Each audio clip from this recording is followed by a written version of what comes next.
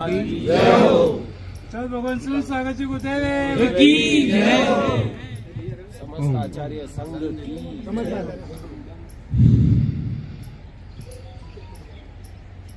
अहिंसा परमो धर्म।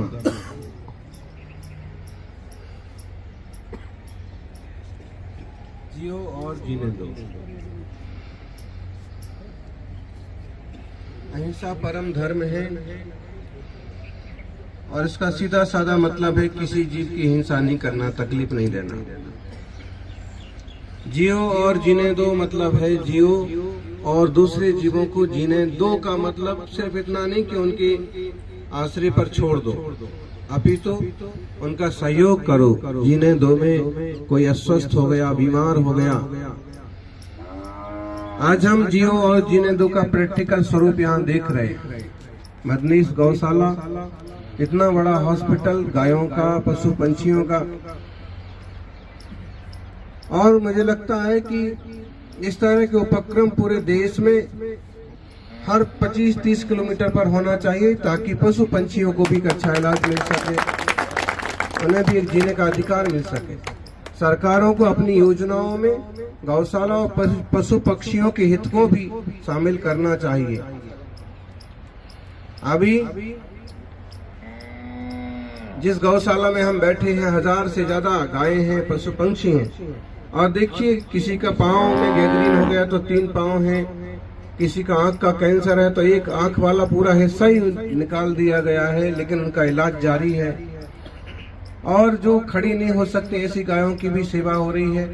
निश्चित रूप से किशनगढ़ वालों को, सब लोगों को किसी विशेष अवसर पर सप्ताह में एक दिन या हर रोज घंटा आधा घंटा निकाल करके गौशाला में सेवा देने जरूर आना चाहिए।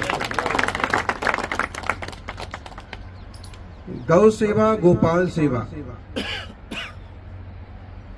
नर सेवा, नारायण सेवा, और इसे प्रैक्टिकल में हम देखिए गायें वहां से चली आ रही हैं, जैसे उन्हें भी प्रवचन सुनाई पड़ रहा है, और वो आप वहां भी इसी तरफ सबकी सब इकट्ठी होती जा रही है।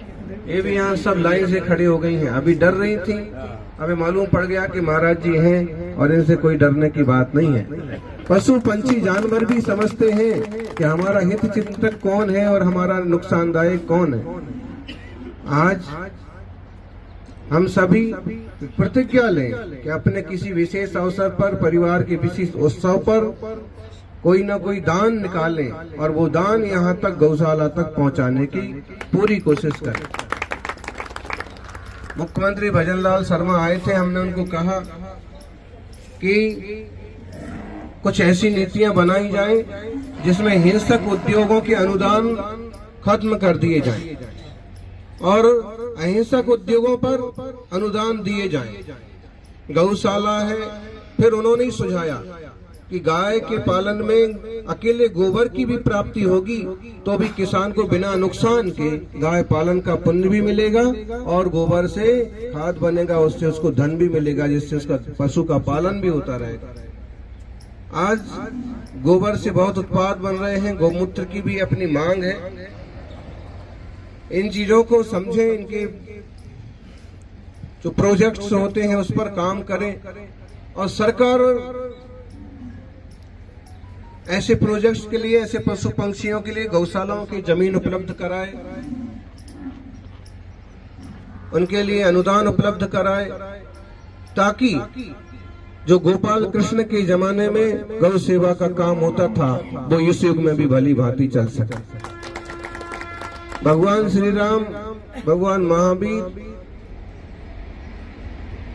कृष्ण और बुद्ध ये ऐसे लोग हैं जिन्होंने सिर्फ अपनी फिक्र नहीं की, सारी दुनिया की फिक्र की, पशु पंछियों तक की फिक्र की है।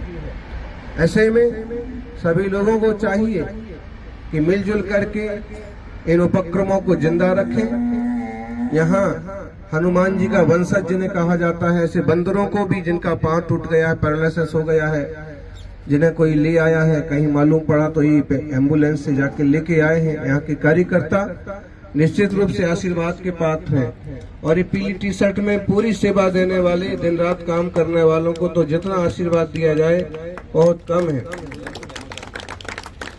ध्यान रखिए, केवल धन मायने नहीं रखता है, धन से बढ़कर के होती है सेवा। 1500 रुपए लेकर के कोई अगर समर्पित होकर के यहाँ गायों की निरंतर सेवा कर रहा है तो समझ लो वो भाग्यशाली जीव है, और उसे सहयोग करने वाले उससे ज्यादा भाग्यशाली है। तो यहाँ जो काम करें, यहाँ जो कार्यकर्ता हो, जो कर्मचारी हो, पदाधिकारी हो, सबों को बहुत सारा आशीर्वाद। आप एक निष्ठा से इसमें लगे रहें। उतार चढ़ाव आएंगे, निश्चित रूप से आपको सारी सुविधा एक ही हर बार में मिल जाए, तुरंत मिल जाए, कोई जरूरी नहीं है। फिर भी आप लगे रहेंगे तो कोई ना कोई सहयोगी मिलते रहेंगे। ऑटोमेटिक आपके पास एम्बुलेंस भी है। ये उपक्रम करने वाले, सहयोग करने वाले सारे लोगों को समय समय पर इकट्ठा भी करें। और आज जैसे हम आए हैं, आज जो लोग आए हैं वे कुछ ना कुछ यहाँ पर